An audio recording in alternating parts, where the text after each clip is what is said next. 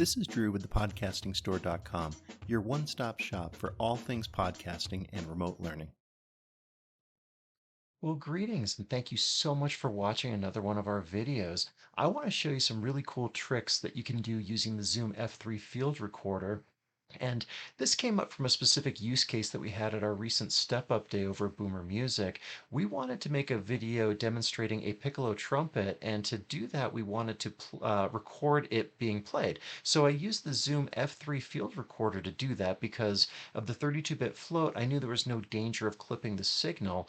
But then for the video, I wanted to really create a depth of sound with it that we couldn't get even though we recorded it in mono. So I'm going to show you how to extract that recording from the Zoom F3 by reading the SD card. And then I'm going to show you a trick in Audacity that you can do to take that mono signal and turn it into stereo. So the first thing that we're going to need to do is get the recording off the Zoom. So we turn it on over here. Now I don't have any microphones hooked up to it because we're not recording into it today. We are just taking a recording that I previously have off of it.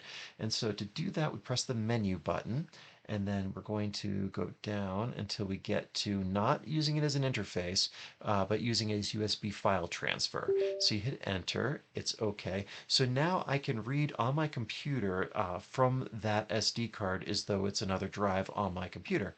And so then if I do the screen share and come over here to Audacity, if we go file and then open, and then I know the recording that I want is this one right here.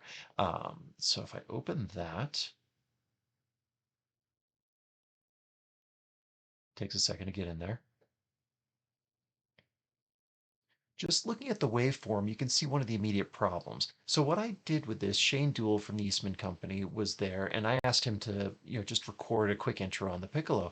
So I handed him the F3 and the microphone, which was actually this one right here, the Audio-Technica ATR 2100, and he just recorded it in one channel, mono signal into it. I used it because I knew he couldn't overload it, but if you look here at the waveform, that is just really, really hot signal. And so listen to this, it's going to be a little bit loud.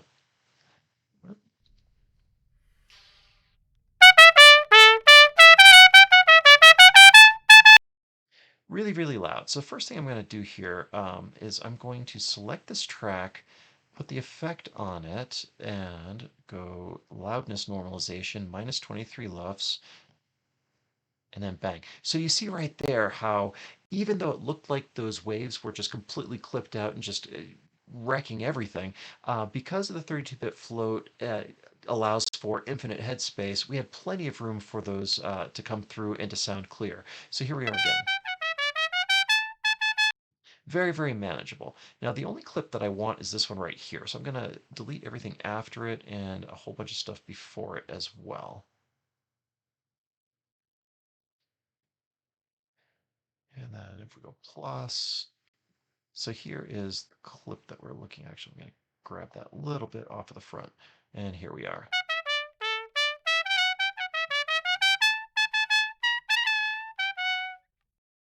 Fine playing by Shane. Way better than I could do right now. Piccolo trumpet is a cruel mistress. If you've ever tried, you'd know.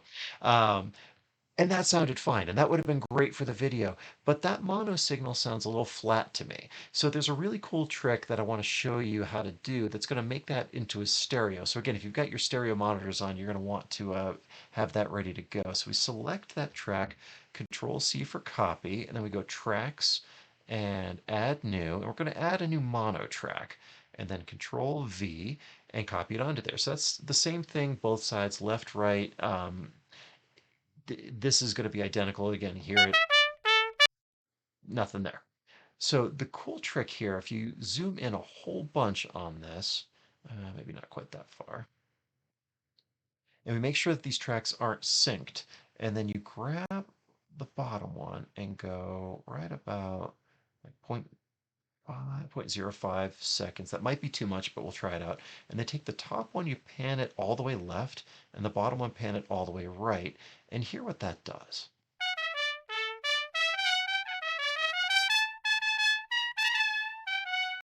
Now that's a little too extreme, but we can reduce that gap here. So if I go just a little bit less, and we'll try that again.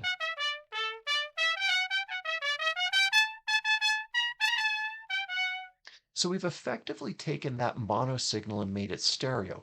Why does this work? Well, when your brain is perceiving a stereo signal, it's because your ears are hearing the same thing at slightly different times. So what we're doing here by panning one track all the way left and the other one all the way right and then offsetting it ever so slightly is creating that same effect in your brain. It's kind of that mock stereo effect, and your brain doesn't know the difference. So it's going to give it that depth of sound that you're looking for from a stereo signal, even though the original recording was just in mono. So I hope you find that to be a useful trick. And again, using the Zoom F3 was what really made this possible because I knew there was enough headspace for the recording that it wasn't going to clip out, and then I could do anything that I wanted to it afterwards when I was editing.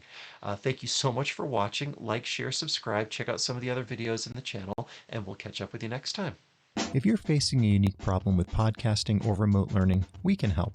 Reach out to us at thepodcastingstore.com and we'll see what solutions we can find for you. And if you like what you hear, do me a favor and tell a friend.